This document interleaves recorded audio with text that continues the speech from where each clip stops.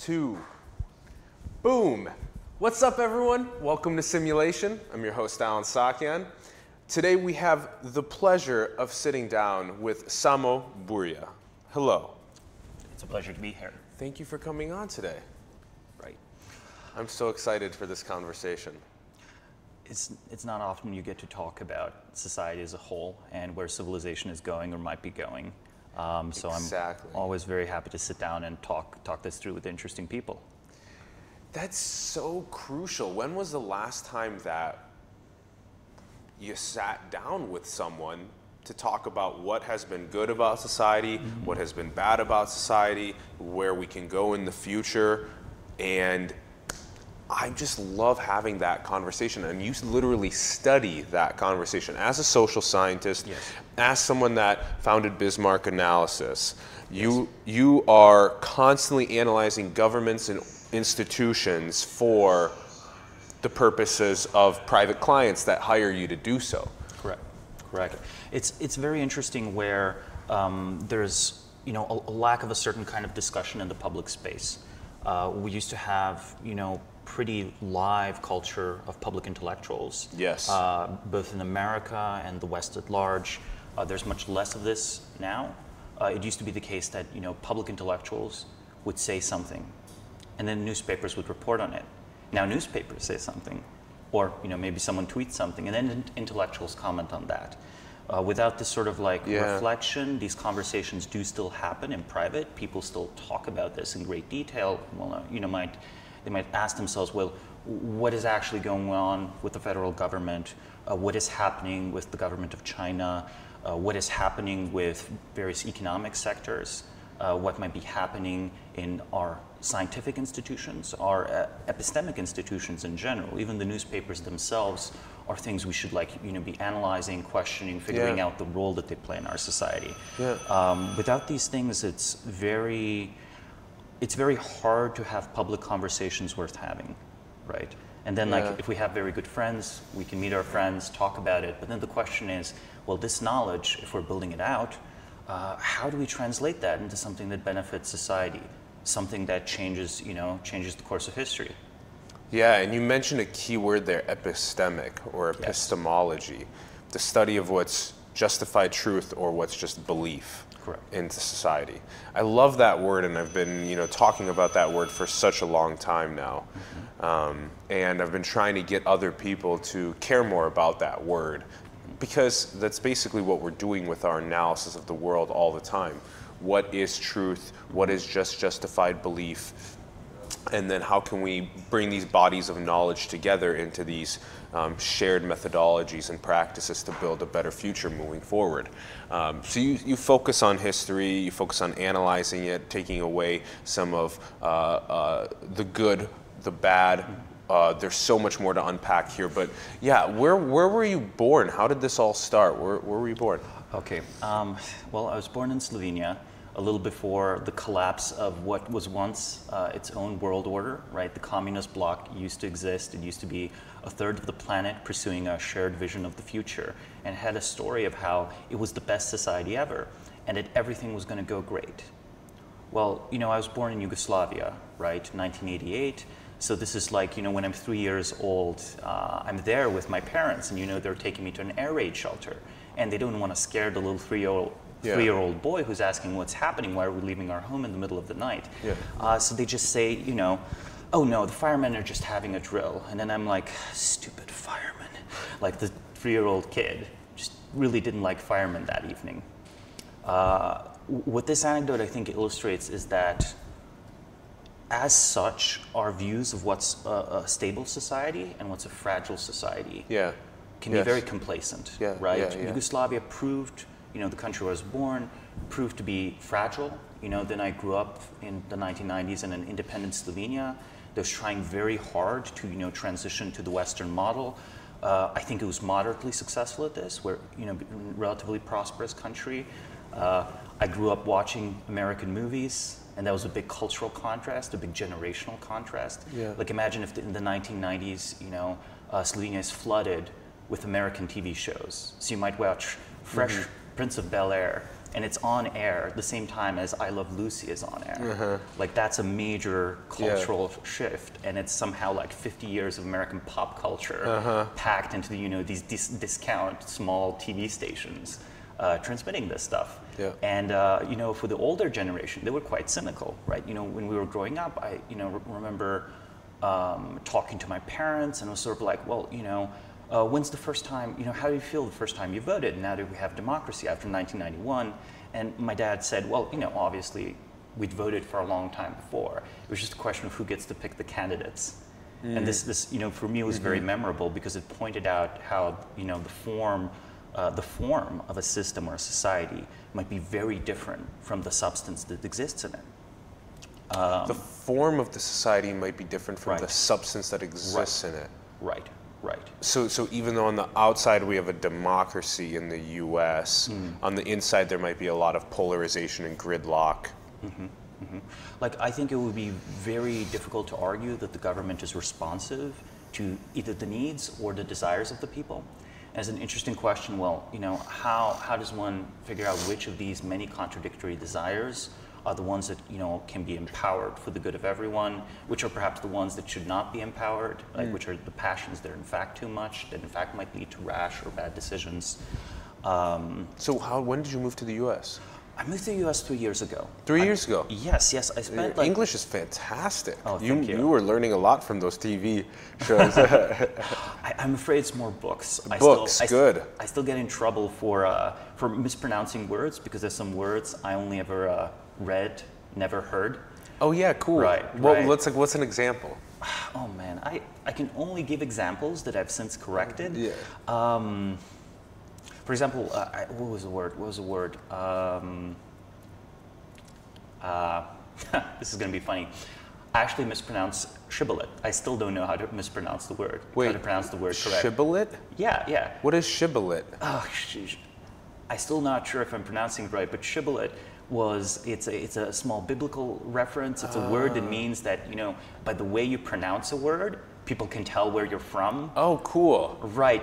So it was basically these two warring tribes, and colloquialism can be, I think, a similar. It's not quite the same. It's sort of like this marker of belonging, right? It's almost like this kind of status marker, right? Where colloquialism is like something local, or jargon is something that's in a professional domain.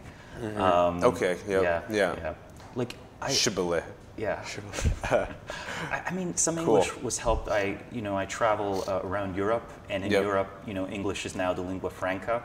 Like the EU and the European Union and the European project, like if you go talk to people, they'll talk to you in English. Wow. Because there are many small ethnicities, what's the one language, both the Poles and the Spanish and the French will agree on. Well, okay, maybe the French will refuse to speak English just on principle. You learn a lot just by traveling around. But then in China we have Mandarin, we have Hindi, and we have Arabic. There's some major languages in the world.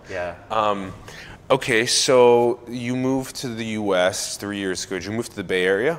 Yes. Okay, cool. How did you pick the Bay Area? Because this is kind of the hub to be. That's true. I actually wasn't attracted by the tech industry directly, maybe indirectly. What I had done for many years was reached out to people, to academics, interesting thinkers, people who I thought were doing interesting things that might be relevant to my core research. My core research was, again, trying to figure out, how does civilization as a whole work? How does society as a whole work? After a while, I realized, wait, I'm corresponding and creating mailing lists and Skyping with people in the English-speaking world, almost always. Like 90% of my contacts. There were also a few, say, in Russia or some other places. But these were English-speaking people. And of those, half of them were in the Bay Area. So I concluded to myself that, the Bay Area is as interesting as the rest of the Anglosphere put together. So after having assembled this large list of friends, I was, I should try to move there. I should go there. Either I'll go study something or I'll go work somewhere. But there's a reason why you were talking to so many people that were from this area. True. There's a true. lot of diverse intellect that is concentrated in this area, and that's why I love living here. And I think the network effect is only going to keep growing here over time. We'll see when location agnosticism becomes a big thing with maybe the indistinguishable virtual realities, then maybe it won't matter as much. But for now, it will take a while. It'll take a while. The human presence is something special. Yeah. I don't think it's just audio visual. It's something about the flow of the interaction and everything that's irreplaceable. The energy of your heart and my heart and brains being in the same place. Right. Okay, so let's unpack civilizational analysis, because where does one even start when it says, okay, I'm going to analyze society? There's a lot of different places to start. Yes. Infinite. But what is a really good way to start, if not the best way to start unpacking civilization? Well, to reference back a point earlier, I think you have to start, if you are pursuing knowledge, both with some humility, but also some courage. The humility has to come from, you don't assume you already know how things work. Yeah. And this includes, you don't necessarily have to, you can't actually, by default, simply trust what you've been taught or told. Right. Yes. Just as perhaps like, Yugoslavian society wasn't telling the full truth about itself. US so our society yeah. might not be telling the full truth about itself. Yeah. And this is not like a point against either. I think all societies have struggled to correctly interpret themselves. So you don't even need to, consider that there's, some sort of like, elite versus masses distinction and a need for deception. It could just be all-round confusion. Regardless, good point. Regardless of what's actually happening in that regard, you need to take for yourself the privilege to think for yourself first. And maybe that's one of the reasons that the Bay is so attractive, because people here are very open to first principles reasoning, rethinking entire industries, rethinking entire philosophies, refactoring them, reorienting them. Methodologically, then, if you come from a place of skepticism, you then can go into data-driven social science. I in fact think there's many positive things to be done there. My formal educational background was in physics, so I started with a very this sort of a quantitative approach. I was very excited about big data and so on. I still think that if you are an intelligent engineer at Facebook, you might just have the best social science knowledge in the world. Yeah. But the fun question is, again, how do you publish it, right? The earlier point, where simply because knowledge exists in these like small private branches doesn't mean the rest of society necessarily benefits, or that if you're not working on Facebook, you get to learn what amounts to a trade secret, right? Yes. But I was a little bit disillusioned with some of the larger approaches. Like I can give another very interesting example. In 1937, there was a census of the Soviet Union. A census is when they just go out and count the people. The expected population of the Soviet Union was 180 million.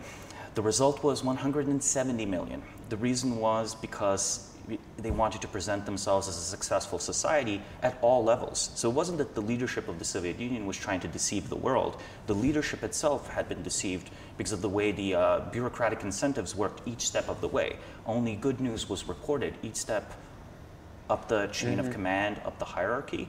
And they arrested all the statisticians that compiled the result of 170 million people, and the new statisticians came to the same result, and so they arrested those as well. And then they declared that the census was sabotaged. Obviously, it wasn't sabotaged.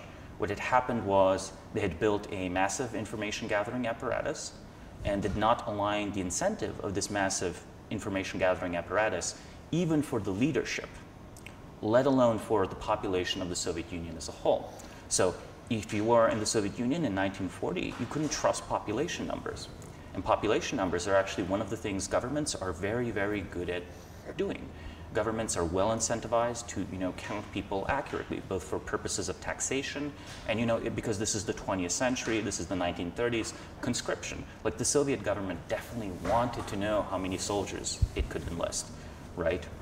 Now, and if we're skeptical of something simple like a population number, how can you think something like a GDP figure is fully accurate, right? There are yeah, there are lots of people, I think it was 2006, 2007, again, Slovenia was transitioning to the Western system, and they changed how they counted GDP. They added what's called the gray economy or the semi-legal economy to the GDP numbers. What is the semi-legal economy? It's basically stuff that's not regulated but is legal, sort of something that falls short of full paperwork compliance, if that makes sense. You've heard the term black economy, black market. Yeah, they added right. And gray is something that's technically violating the law, but it's not because people are doing something bad. It's because they're not they're engaged in decriminalized activity or just very bad at paperwork and are not reporting it. And they're trying to boost their GDP for a multitude of reasons, one of them potentially being that they want other nations to view them as a good trade partner. Correct. So the Slovenian government, early 2000s just touted these numbers as economic growth.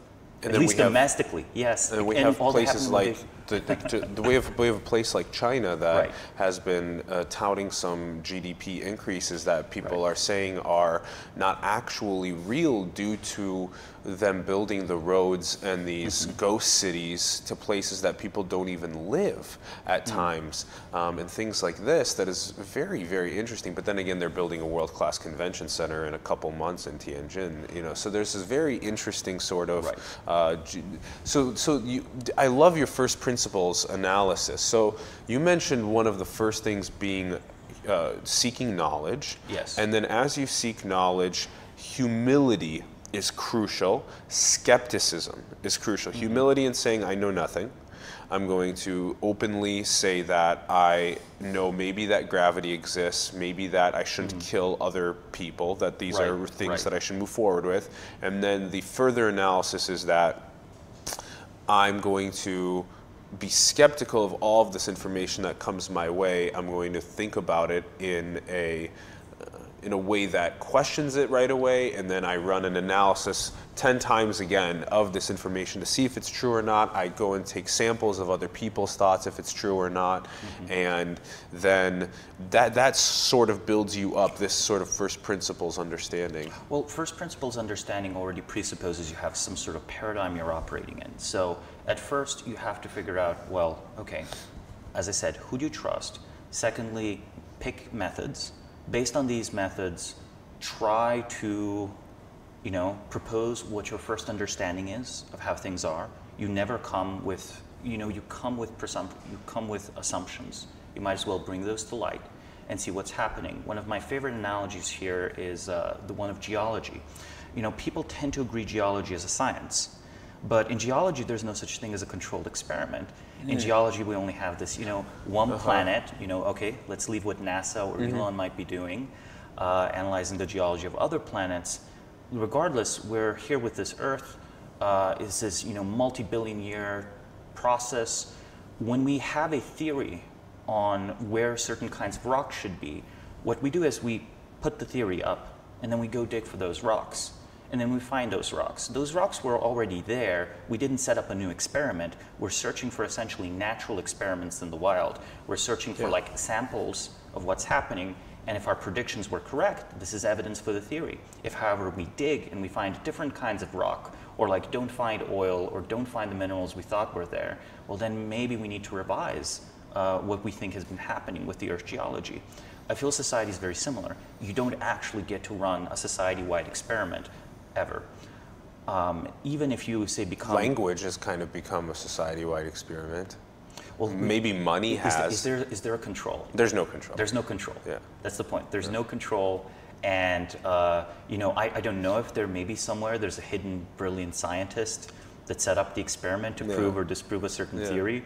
But, I don't think that's actually happening. Because some people say that if you raise children to not communicate using language from a young age, then that severely impairs them from their future. And other people will argue that if you don't teach language, there might be some other creative way that they might communicate through their eyes or eyebrows or through other senses and all this kind of stuff. It could maybe advance the human race in other senses, and it could be very interesting to not be vocalizing and listening through these senses. And then the control is very interesting. If there was a control on these processes, if we were really testing in a controlled setting what money does to society, what language does to society, I think we would learn so much, and we're missing out on our analysis of how society works. I think part of it almost goes, slightly different direction. There's no control, but there do exist past societies that maybe did things differently. And we also have possibilities for the future, things we can try to build within our society on, say, a smaller scale to test various principles. Scaling problems are, of course, very interesting. I have some libertarian friends. I'm not a libertarian myself. Some of them run silly experiments, like try to use market mechanisms to figure out who should wash the dishes.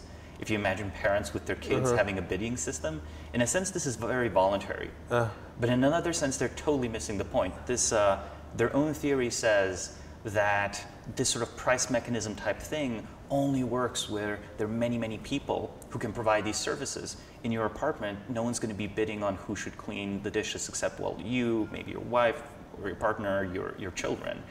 There's no sense to organize it like a market. Yeah. So the key scaling thing is, regardless of what one thinks about markets, there are perhaps some things that only work at a very large scale and do not work at a very small scale. You can't do real small scale government, for example.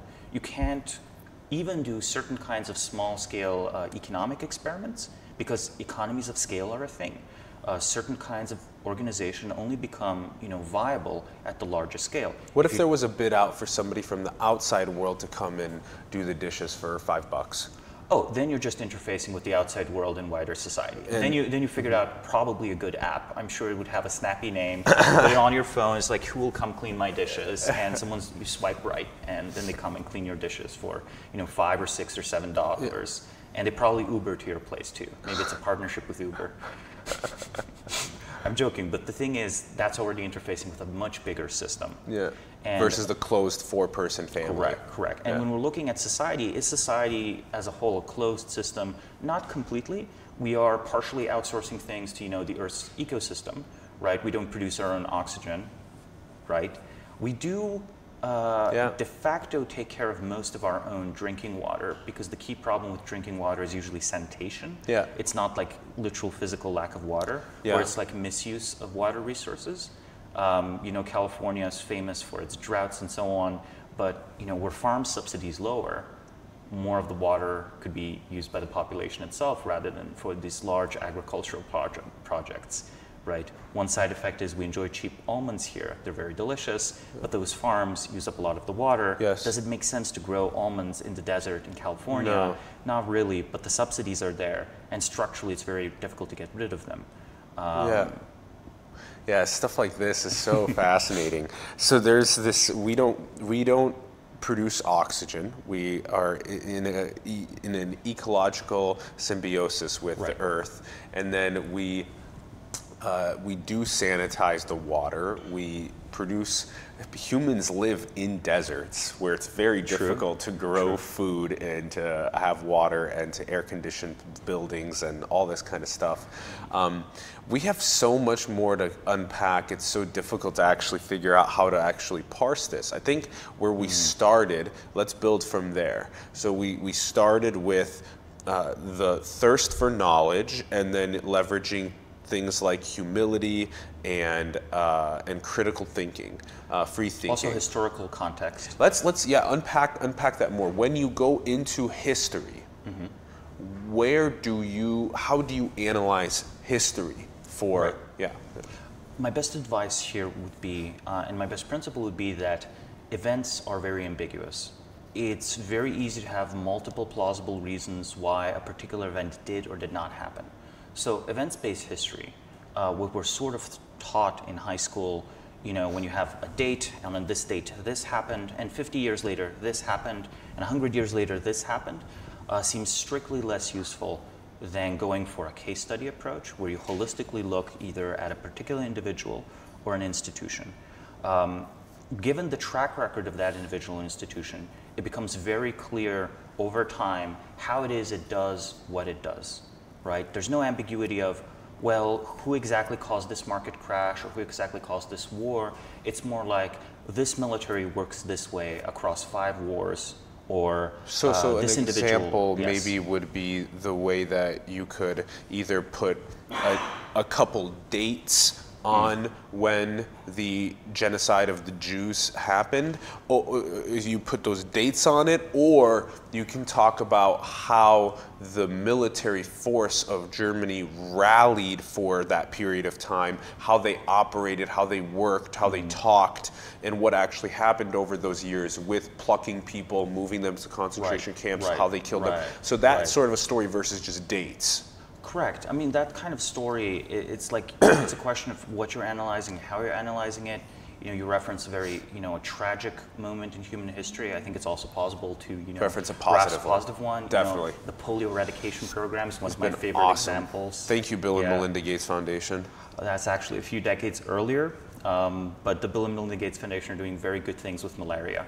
Polio is both. The recent one, the smallpox one, was the one I wanted to reference. That's a few decades earlier. You're correct. I misspoke. Bureaucracies, right? You have what amounts to a machine made of people. People in a bureaucracy follow particular rules. If you want to analyze that kind of institution, you're going to look at the documents and the paper trails that people make there. So if you're looking holistically at an institution, ideally you get to see some of their documents. These might be their official publications. These might be their correspondences. These might be internal memos. This might be forms. A form is something people produce to satisfy rules within a bureaucracy, right? So there's someone that works at one level, writes a report to their boss. The boss doesn't necessarily read the report. The report has to be a certain shape. So when you get a document into your hands, you have to first decide, is this written for rules or is this written for people? Or is it written for free thought and all that kind of stuff? Sure, that happens as well, but I'm talking here in the context of analyzing an institution. I feel like we need to talk about which institutions we should analyze in history. Like, what would you say would be the good institutions to go back and look at? Are we talking like a U.S. government over a period of time, and how it maybe drafted up this constitution, and then how it amended this constitution, and then how society flourished from that constitution, or how it decayed in some ways? It's a very interesting case study. Definitely the American Revolution and the development of American government is one of the big impacts on the world. So that would be a good one to look at? It would be difficult though. It would be difficult. First off, there are many people who have already looked at it. You are going to come in with preconceived notions of what's happening. There is a lot of emotional attachment and a lot of also national pride tied up in a particular interpretation of what happened. So if you can approach it with an unbiased take, if you can approach it with like a slightly disinterested take, you can learn a lot, and that would be a very good thing to study. But there's some virtue in studying well less known parts of history, maybe other societies and civilizations. One of my favorite takes is like, in the West we know a lot about, say, the collapse of Rome and the rise of Christianity, but what we don't necessarily think about is what is Confucius's period like. Right? Confucius is coming in the so-called Warring States period. It's a very dark period in Chinese history. Was that for year 5? This is about 300 to 400 BC. Yeah, exactly. Yeah. So Confucius versus Rome's about 1,000. Rome, the fall of the Roman Empire is like 5th century AD. Right. But it lasts many hundreds of years, obviously. The thing about Confucius, though, is that he proposes, our society's in trouble. These are 1,000 years away from one another, by the way. Of course. Just to put it on a timeline, because this is where, if we're looking at 2018 and we're looking at like my 25-year-old life and a lot of our 25-year-old lives, we're looking at a period of a grain of sand, basically, in time. And then if you go back 1,000 years, even almost 1,500 years, to the fall of Rome, rise of Christianity, that when you're looking at that is like 1,500 years ago, then you go back another 1,000 years to Confucius. And so now I'm just saying, now look forward 1,000 years from 2018 to 3018, because we're trying to put this all on a timeline. Because what is life going to be like in 3018? How do we want to move forward in that next 1,000 years, as well as we look back and try and analyze and take good principles? Yeah, looking at the longest time scale is very useful. Long-term thinking is actually something that has very nice dividend with societies. It's also the sort of take that, it's the sort of take where if we're always making decisions for the very short term, all that we manage to do is optimize this very small part of the world. Like maybe we make something that lasts for a few years. Maybe we, personally make a profit, live well briefly. But if there is no one positioned in society to act for long-term benefit, or if there are no institutions coordinating for long-term benefit, we're going to suffer, pretty serious consequences. Now, both China, 2,500 years ago, as you say, and the Roman Empire 1,500 years ago, were societies where all of the individuals were sort of, rational human beings trying to make their way in the world, trying to live their lives. But the sum of their efforts eventually did produce, led to serious trouble for them. The example of Confucius I was bringing up as this person who decided to, study history, study the functioning of earlier Chinese civilization, which he thought worked well, and then figure out how to bring this into the present. One of the, chief virtues Confucianism advocates is Ren, which stands for humanity, a kind of humanism. He proposed that, a good society has excellent people in it, people that flourish, people that thrive, and that the best way to achieve this is, well, to have good relations between the individuals. Yes. But also to have a good understanding of, well, okay, how do we correctly describe what's going on? What sort of rituals should govern our interpersonal interaction, our emotional lives, but also the bureaucratic apparatus of state. Yes. So he looked at society at all scales, starting with the individual, then with the group and family, then with society as a whole. Those are really crucial levels. They are. They interact with each other. They do interact with each other, and then also, if we're going back to this best principle sort of analysis of what we're trying to discuss here, to get a individual flourishing right, and then to get the family and tribal flourishing right, and then to get the societal and bureaucratic flourishing right, these levels, how they engage with each other. I think inner management on the individual level is really important. It is. And then for this family or more tribal is how can we flourish together in that, but also how can we actualize ourselves and those tribes to try and bring value to the world and engage with other tribes. And on the society and bureaucratic one, it's so difficult to actually figure that out. But I still think that putting in some sort of key bits like, everybody should have access to clean water or to oxygen to breathe. These basic physiological needs.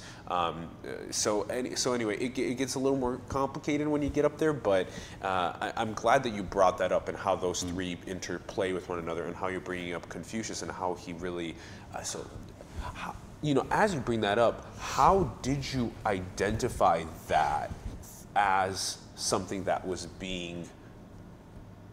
his essence? How does one find? You can read what he wrote. You can read what he wrote. And we preserved those. Some of it.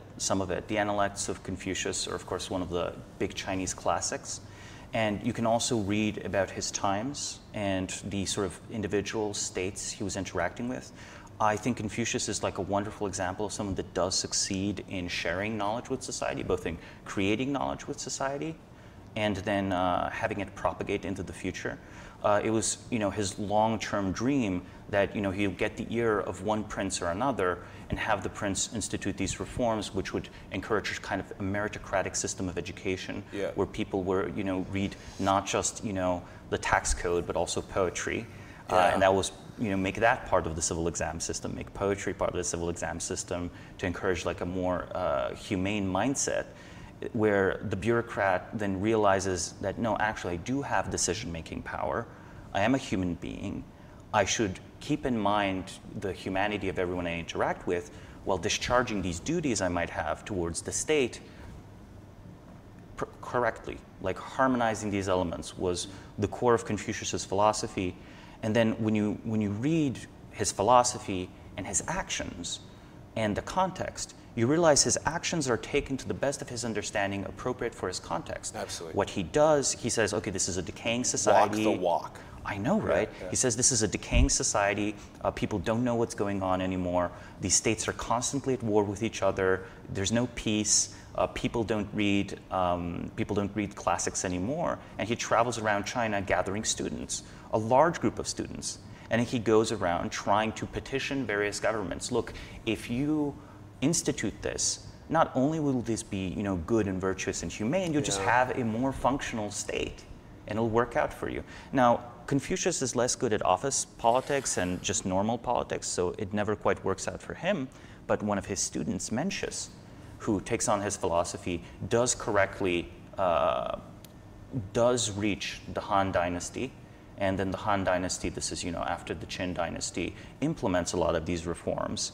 And ever since then, Confucianism has been one of these bedrocks of Chinese civilization. So cool. The golden age of like the 2nd and 3rd century AD, so this is a few hundred years later, substantially in everything they say, they reference back to this one teacher wandering China, collecting students, and then trying to reach people in positions of power and trying to explain, look, to my best of my understanding, this is how things work. I feel like that's what we're doing. Isn't that what we're doing? We're trying to gravitate really fun and driven and people that are trying to analyze civilization and pick these good things, and we're trying to drive them into a collective that then goes and chats with people in power, and it's like, hey, we can flourish society better in these ways.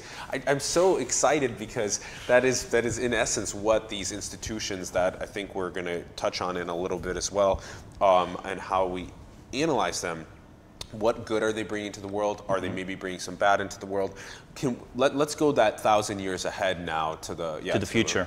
Let's go to the fall of Rome and the rise of Christianity. What can we pluck away from maybe that, and then we'll go to the.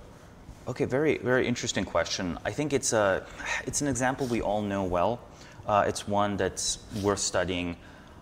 I would argue that the Roman Empire has a key problem where it has simultaneously over-centralization and endemic internal warfare. I think usually we have this intuition that if things are decentralized, then people fight, and if things are centralized, then people don't fight.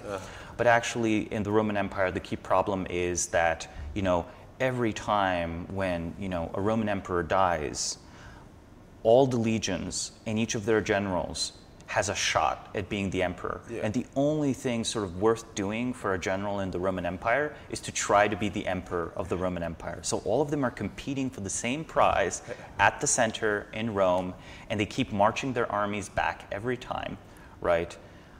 These armies are costly, they're expensive, right? So they're also overtaxing the population. This is choking in many very serious ways the economy of at least the Western Roman Empire. The Eastern Roman Empire is wealthier. They're constantly relying on more and more outside assistance. Well, we have this view of the barbarian invasions. It's a lot more nuanced than that. The Roman state needs soldiers, so it often invites Germanic tribes for a fee. Here, you guys can settle in this land. You have to provide this many people to fight for us. And over the course of their history in the last 200 years, the Roman state has fewer and fewer of its own legions and more Germanic warriors. Yeah. And then the Germanic warriors are very good soldiers. They fight very well versus other barbarians. But at one point, the Roman state is completely hollowed out. It's this massive tax collection apparatus. It is run by people that are selected through dubious means, right? So it's sort of like this kind of civil war type dynamic. And most of the fighting troops, it's not the state itself that's producing the fighting troops or the excellent people.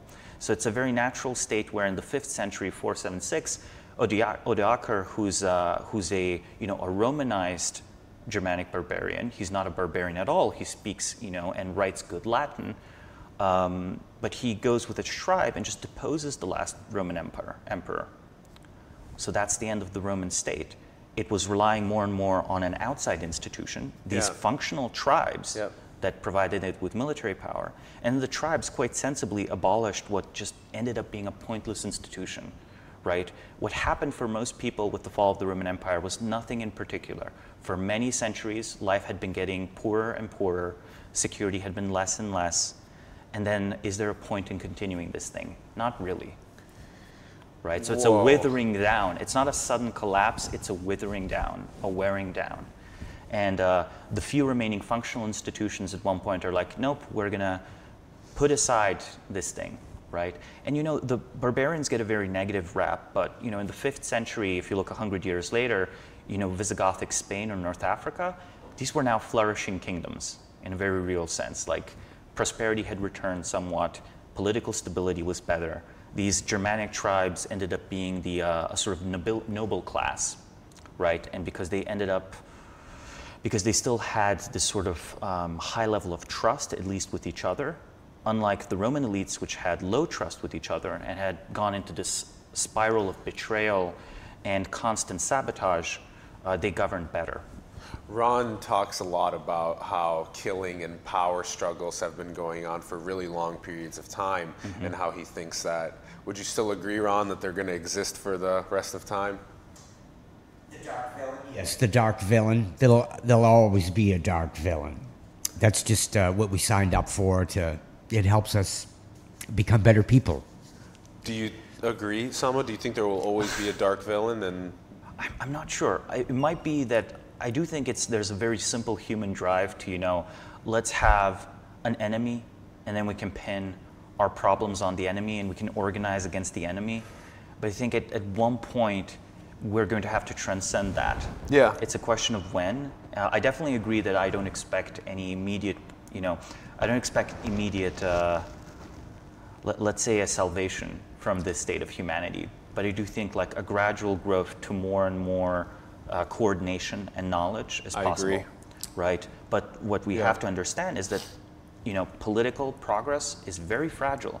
Peace is fragile. Yes. War comes easily. Yes. And secondly, the institutions that transfer knowledge are fragile, right?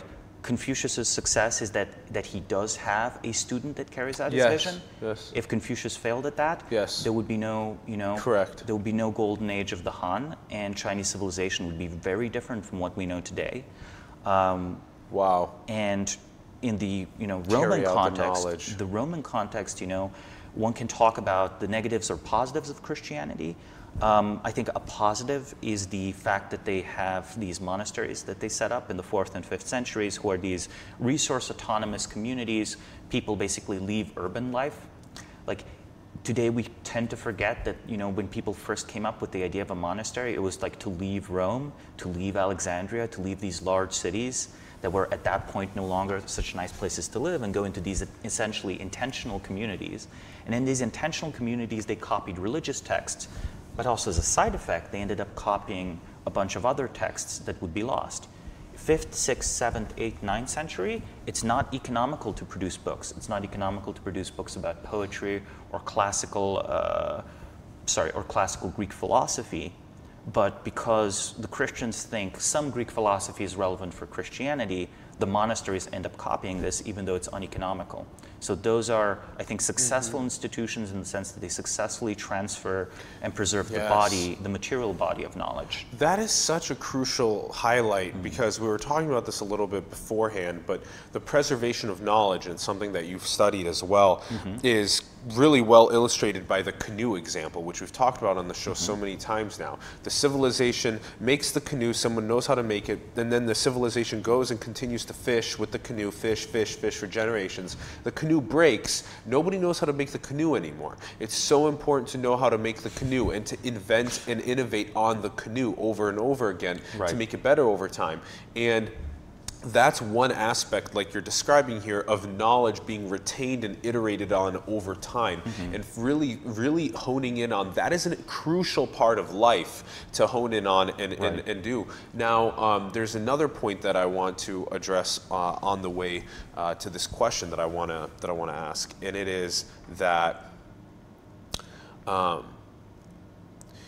within these these structures that we're kind of highlighting and talking about civilization, we have a propensity to highlight these key moments, these these crucial takeaways from these periods of time, and they seem to be kind of something that we should write out into our highlight book of civilization, something that maybe a child should go and explore, like what it's like to be Confucius. These are like, they're almost peeks into history. I like to call it a peek into history, as in it's we've talked about this on the show with Rani Loka, that we're almost taking and teleporting the consciousness into that moment in time 2,500 years ago, into that moment in time 1,500 years ago. And by doing that teleportation of your consciousness into what it would be like to really be in someone's feet, body, brain at that time of when Confucius was doing his work, or when Rome was having all these internal conflicts, by peeking our mind into that period of history and trying to live what it would be like to be there, that I think expands our minds to that dimension of thought that's really crucial for the takeaway. I think that's quite right. Where, you know, humans are what we are. We learn partially when we learn from other people through essentially empathy, through emulation, you know, monkey see, monkey do. We can learn many things through imitation, but ultimately, like, the imitation has to be appropriate to our time. And there has to be this independent spark of creativity where we apply a principle that we learn from a concrete example to a different concrete example. It's one thing to say, well, you know, knowledge was preserved in the monasteries of the Roman Empire, or Confucius successfully selected and employed his students. He taught his students so that they could be advisors of ministers of state, even if he himself could never be a minister of state, at least not a very good one. At least he couldn't win at the local politics of it, even if he could win at knowledge. These are two concrete examples, but what's the generalization? The generalization derived from this is that society needs islands and reserves of knowledge. A society loses the knowledge to build a canoe, an example you brought up, because there's possibly no local economic incentive for anyone to figure out or learn how to build a canoe. You have to support yourself while you're pursuing knowledge. It's got to be an economic incentive to have knowledge. Or even an island. If people are not incentivized to produce knowledge, but they have a secured existence that allows them to pursue knowledge, some of them will pursue knowledge for personal reasons.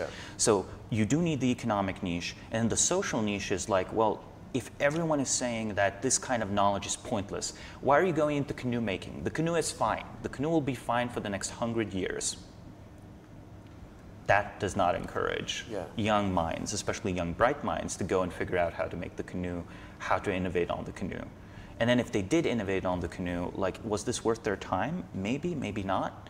Good example would be AI making cars, autonomous cars, or AI making cell phones and computers, and then all of a sudden, humans don't know how to make them after a couple generations. I think this is more similar than you might think, right? If I go touch again on this example that I went very deeply into earlier, the Romans didn't know how to train good soldiers anymore. Romans, imagine the Roman Empire didn't know how to make good soldiers anymore. Now, in the ideal world, maybe we don't need soldiers, right? After, you know, the dark villain has been banished, there's no need for an enemy. But for a state in that period, and even today, you need to know how to make soldiers, right? And this is a training regiment. These are highly organized institutions, like the legion. You know, a Roman legion would march 30, 40 miles, and then they would build a fort every day. They would just build a fort to sleep in. Think of the logistics challenges of that, right? And let's just hone in how advanced this is. Most Roman soldiers die in combat. For centuries after this, most soldiers die of disease. In other words, the Romans have such good sanitation, most of their soldiers make it to the battlefield alive. They don't, you know, die of dysentery or whatever. This is only reached in the later 18th century. So there's this institutional knowledge of how to do sanitation, logistics, training, how to manufacture weapons at scale cheaply, like iron swords. All of these can exist and be implemented in people who don't know how to build such systems. Remember when we talked about bureaucracies earlier, about how there exist things that are written for people and things that are written for rules? It's possible to have a bureaucracy, a system where everyone knows their local rules and they know how to write the right document, so the document makes its way up the office to the manager. but no one knows how the whole thing works. Yeah. No one individual in it.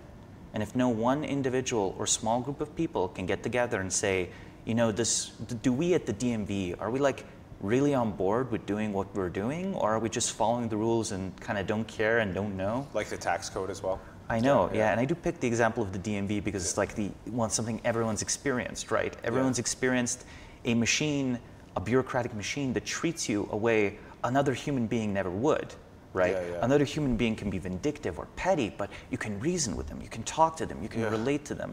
You can't relate to the DMV. You can't reason with the DMV. You can't reason with the DMV either. So imagine if all of society was just made up of these large, unreasoning machines. Horrible. I think we're pretty close to that. We're kind of. Okay, well, this is a perfect segue into what I wanted to get at, which was your analysis of institutions and what we're just literally talking about, the DMV one. Right. So continue analyzing institutions right now. You brought up the Facebook example, how they have this fascinating amount of psychometric data. Correct. And then they're not presenting it in some beautiful graphics that are very relatable for the world to understand how we think and all this kind of stuff. So what have your analysis has been, and how can we get better analysis of institutions so that way we can prosper better? This is an interesting question. I would say that as a society, we have to first come to the idea that no, it's possible to know truth. If you think it's not possible to know truth, then it's going to be very difficult to sell people on the possibility of building knowledge. It's going to be hard to produce both the social, economic, political, and intellectual niches necessary for people to pursue it. Truth. Yeah, knowing truth is possible. We have to start with that. If knowing truth isn't possible, I would argue it's still better to live a life thinking knowing truth is possible. Again, with humility, so you don't fall into dogmatism, and for the willingness to let go of what isn't so in favor of what is. Right. But the key question is how, to slightly rephrase it, how can we have knowledge produce good effects? It's a simple truth that not all of us are interested in the same things. Not all of us are going to be looking at all of the institutions of society. Many more of us should be looking more at how our civilization works, how the canoe is built. Why is the DMV there? Do we need it? Could it work differently? But it's an interesting question as to how to have it so that decision makers and institution builders know the landscape, understand the landscape.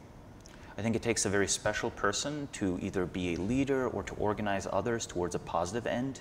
It's much easier to push against an external enemy. It's much harder to say, we are going to solve this problem, with a certain kind of calmness, the calmness that comes from knowing that this problem is going to be solved. And others to perceive this and then believe this person and work with them, right? It takes a certain kind of credibility. So I would say that there have to be positions in society where people are known to be credible. They are known to have their incentives set up correctly. With the Facebook example, the incentives are not set up correctly. Facebook is, doing, I would argue, probably a decent job of, being a social network. For sure. I certainly use it. Yeah. So they are using this knowledge for something. Yes. But this knowledge is locked in this little socioeconomic niche where it's not in the interest of any one engineer from Facebook to be like, you know what, I'm going to figure out how social movements work, and then I'm going to go start a social movement to, maybe reform the DMV, right? Yeah. That is not going to happen. It doesn't make sense for any individual in their life to do it. And if they do try to do that, they're going to be both legal barriers because they're not allowed to use the data that they've discovered, the stuff they learned. It's not like Facebook has a vital interest in not using this knowledge further. They just don't want their competing social networks making use of it for their ends. There's little economic and political incentivization to reform the DMV. So we sort of need a bootstrapping process where you begin with some social knowledge, you look at the landscape as a whole, you figure out where this knowledge can be applied well, you apply it well there, gather more resources, share it with more people, and then you continue step after step after step until you reach the point where even the largest elements of society become amenable to like reform and upgrade. And this ideally is a peaceful process. Yes. It's not a process where you're seeking for scapegoats or for enemies. It's a process where you're identifying flaws and then figuring out logistically what has to be done to get to the next step, right? You know, maybe what we need is a Roman legion of, you know, social investigation and building. Instead of going there, you know, have the legion go kill some barbarians somewhere, maybe what you need would be like someone that spent a long time thinking about a particular problem, that knowledge being displayed, verified, written about, and then people who are very good at organizing, very good at making contacts on the ground in an organized way, coming to somewhere and just talking to all the individual humans that make up an institution. Like the fact is, if all the people who are in a bureaucratic machine decide together, we're not playing this game anymore, then it's just a game. It's just over. Like we think of these institutions as immobile, immovable, and they often are, but that's because the people within them have no means to coordinate outside of the institution itself. As soon as there are alternate means of coordination, this flows very easily, right? You mentioned the Founding Fathers earlier in the conversation, you mentioned America. It's very good to remember that what happened with the Continental Congress in particular was, well, 300 thinkers, politicians, and, you know, creators, and yes, wealthy people, elites, gathered together in a Congress in Philadelphia, and they say, American government is going to work like this from now on. And it did. There was no one in the country to stop them. It worked out. It was arguably benevolent. It was arguably better than the Articles of the Confederation. Articles of the Confederation.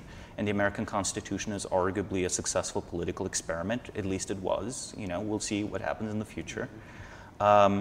This is what a very peaceful social reform can look like. And I prefer the Continental Congress to the Revolutionary War because, you know what, it's a war. People die. People die. Yeah, and what we forget today is that it had a very high social cost. Something like, you know, 10, 15% of the population were loyalists, which means that they didn't want to break away from the British Empire. After the Revolution, those people fled to Canada, right? Even today in Canada, you have people who have United Empire, what is it? United Empire, UE, after their name, because they're descendant from basically American refugees. Right? I think it's good to remember that the American Revolution also had refugees. That's people who faced political and economic persecution in the immediate aftermath. And there was a whole civilization of natives that were displaced along Correct. the manifest destiny as well. I mean, you know, Native Americans preferred the British Crown to the American Continental Congress because the British Crown wasn't that interested in, you know, expanding the colonies. The Continental Congress was, right? Andrew Jackson, so on, you know, Thomas Jefferson, they wanted to expand into native land. But from the perspective, just self-interested perspective of the British Crown, the natives were a useful balance to the colonists.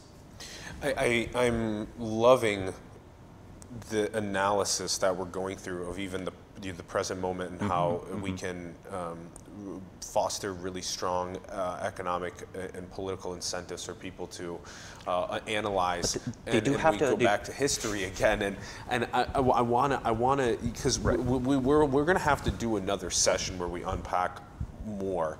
But let's go to 3018 because let's go to this timeline and.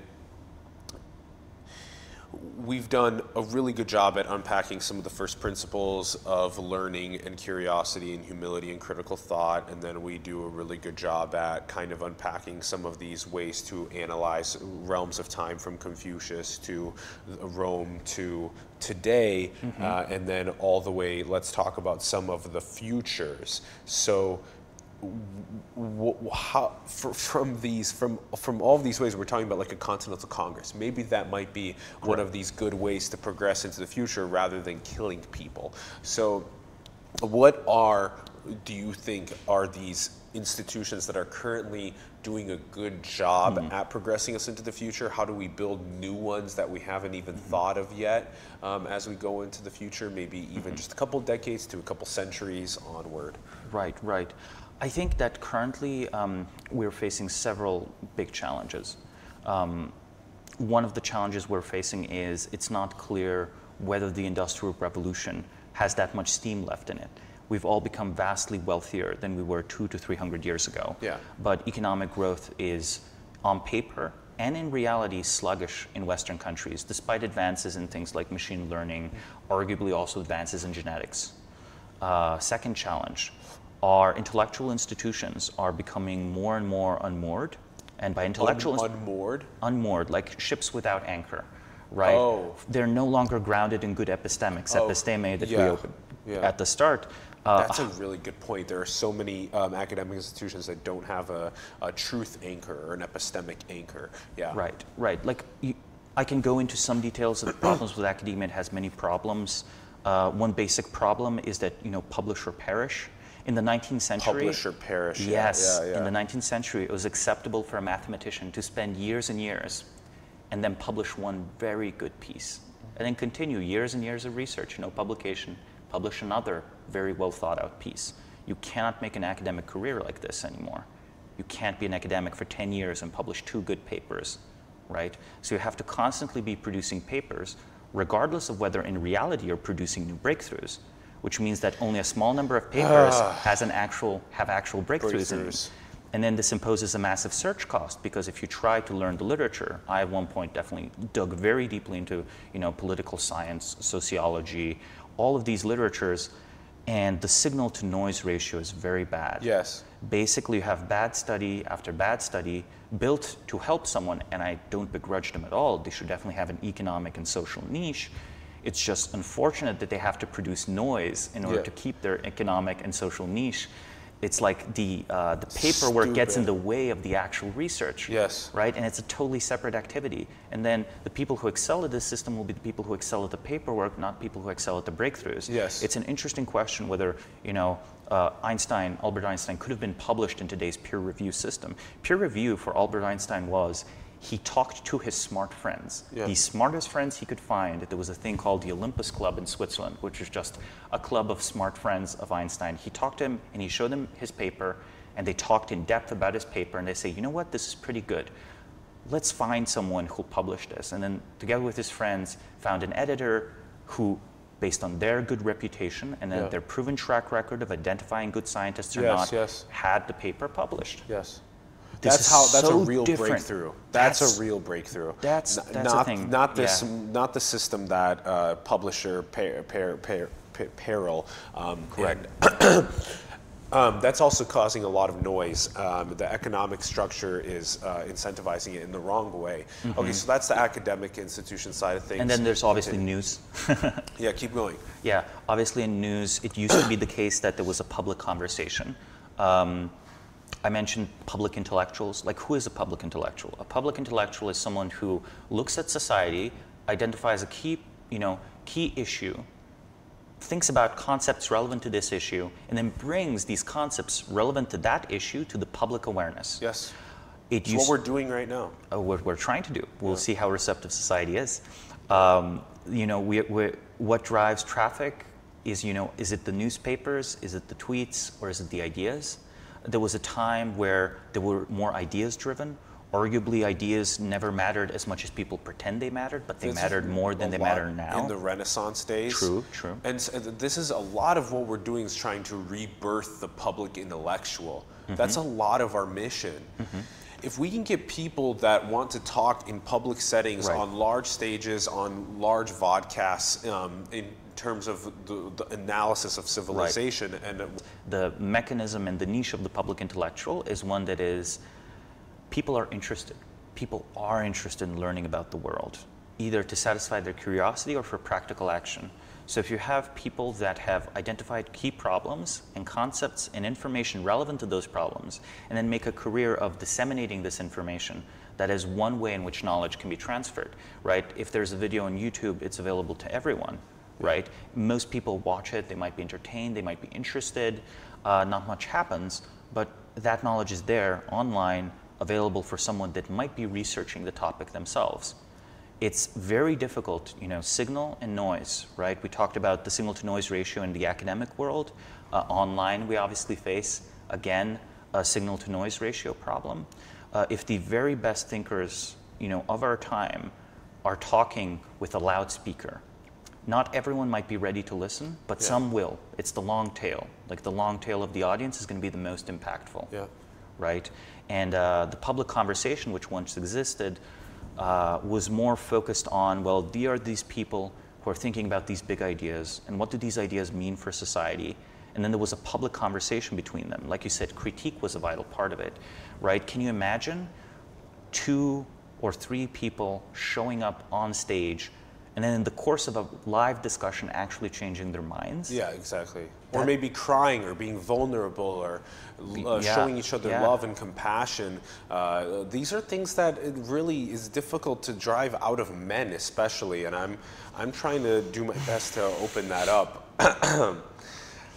I can understand this. It's the case that, you know, it's hard to imagine, but, you know, I'm going to contrast a modern institution and an old one. Modern American Congress, 19th century British Parliament. In 19th century British Parliament, people would change their vote in Parliament on the basis of speeches. Yes. So in other words, can you imagine someone in Congress today just being swayed by the arguments of the opposing side? Rather than by the lobbyist money that's precursed all that. Right, or their own party machinery that's being like, no, you have to be loyal to your party. Yeah. And if the party line is stupid, well, so much worse for you. You're going to have to vote on a stupid thing. That's so great to come in there open-minded to the speeches that are going to happen. Maybe Congress speeches would be worth listening to if they were intended to change minds of the legislators themselves. I love that that thought right there. Like, can you imagine that? The society, everybody tuning in and listening to the speeches because they actually do sway because they had people. good content. They have good content. And they're actually relevant. Can you, instead of it being optimized for sort of like sound bites or optimized for like this very shallow kind of tribal popularity, we're harnessing too much, you know, today in American society is too much of our attention is harnessed by the tribal instinct. We have part 2 that's going to happen because this is unpacked just the beginning, and it's been an amazing time unpacking this with you. Thank you. Samo, thank you so much. It was a pleasure to be here. Thank you for coming on to the show. We barely even got to, you know, some of even our simulation questions about asking you about being alone in the cosmos or being in simulation. We can definitely save those because we can come back and do more unpacking on civilization, and then we'll also do some unpacking of these simulation questions. Thank you everyone for tuning in. This has been a great episode on the flourishing and the decay of civilization. We really greatly appreciate you guys viewing, liking, subscribing, commenting below, sharing this content with other people, getting more people inspired to talk about how civilization has flourished in the past, how it's decayed, how we can move forward. Thank you very much for tuning in. Join us on Patreon. It's a huge deal for us to keep the studio alive, to keep us independent. We would greatly appreciate that. Huge shout out to Ron Vargas, our producing partner for the show. Thank you very much, and we'll catch you guys very soon. Thank you.